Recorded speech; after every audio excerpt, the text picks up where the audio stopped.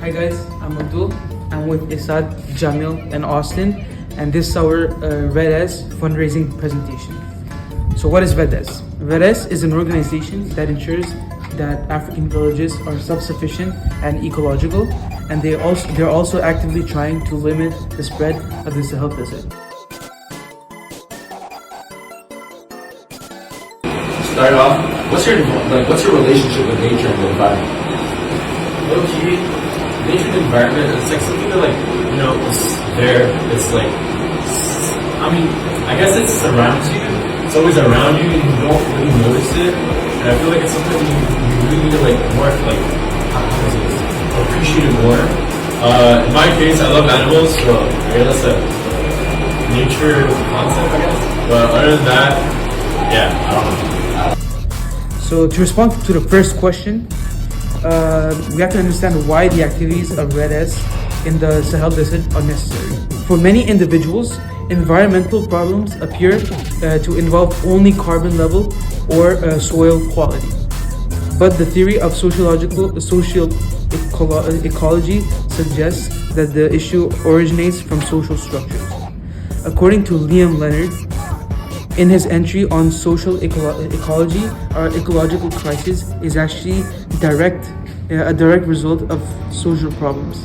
He makes a really powerful point that environmental destruction stems from the very real domination of human by human. In a society that allows individuals to hold authority over others, people apply this same structural logic to the environment.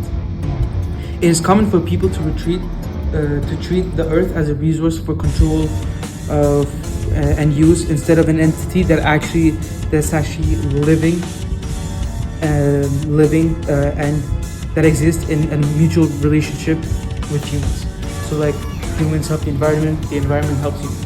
As Patrick Barkman reported in The Guardian, a recent study indicates the link between humans and nature has decreased by a staggering 60% during the last 2 centuries. By constructing societies based on hierarchies and industrial production, humans no longer remember how to exist as components of the natural world. This is exactly where REDES comes in. They aren't just reacting to environmental urgencies by planting trees, they are responding to the history of domination. REDES works by setting up eco-villages that use sovereign cycles. These are committees where everyone in the community, including women and youth, has an equal voice in decision making. By removing human over human hierarchy that Leonard warns us about, they create a social structure that allows for environmental healing. They are tackling the desertification of the Sahel by fixing the social inequalities of the people living there. In doing so, they're helping to reverse that 60% decline in nature connection Barkam discussed, proving that we can only restore the planet once we restore our relationship with one another.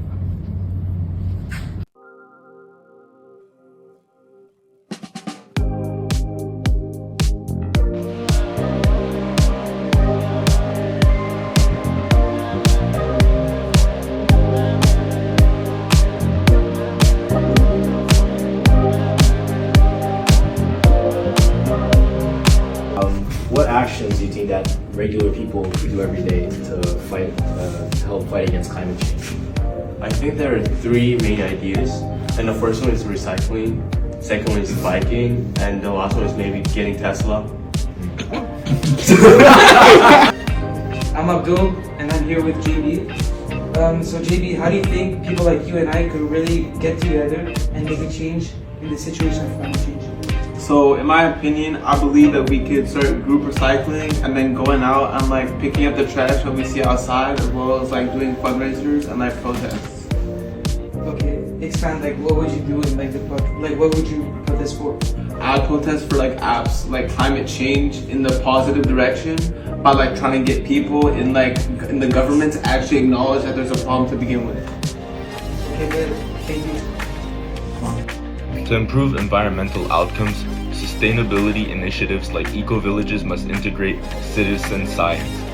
Olivia and Hernandez describes eco-villages as living laboratories where social and technical innovations meet. By turning residents into citizen scientists, we can bridge the gap between expert knowledge and local experience. Our group's first idea is to use community-led biodiversity monitoring. Hugh Possingham's Empowered to the People argues that citizen science provides the vital experience needed to influence policy. If eco-village members use mobile apps to track local soil health and pollinator counts, they produce the high-quality data Possingham insists is necessary for impact. Secondly, we also suggest that citizens monitor their own resource use. Olivia and Hernandez emphasized that projects like these increase scientific literacy among citizens. When people really track their own usage of water, energy, electricity, etc., they aren't just living sustainably, but they're also realizing the impact their own action has on the environment and how it can positively affect the environment bit by bit. At the end of the day, like Possingham suggests, when people are involved in their own backyard and their own environment, their own garden, they become much more invested in it and they really want it to succeed and they're willing to protect it. So by combining community-led or activities and organisms such as what was proposed by Olivia and Hernandez, as well as real scientific data, we can really make a true environmental progress. So first, Parker's writing about eco-villages defines them as communities where human activities are harmlessly integrated into nature. They have three dimensions: social, ecological, and spiritual. So people know each other, they make decisions together, and they live with small environmental impact. To be honest, my own relationship with nature is not like that. I live in a city, I don't know my neighbors well, I don't grow my own food, but according to Barchem article, I'm not alone. The researcher calls this the extinction of experience. So if we don't feel connected to nature, we won't protect it. So what motivates people to build eco-villages? Well, Kapoor's book, Better to Have Gone, tells the story of Orville, an eco-village in India. So people came there because they wanted to live differently. They wanted community, purpose, and a closer relationship with the land that they lived. But it also shows some struggles. Money was tight, and there was tension with the local villages. So for suggestions to integrate eco-villages to Quebec, number one, we can create land trust, which is a way to manage the land for specific purposes so that groups can afford to buy land for eco-villages. Number two, we can bring eco-village ideas into cities through co-housing or even community gardens. And number three, we can learn from Orville's mistake and work with local communities instead of against them.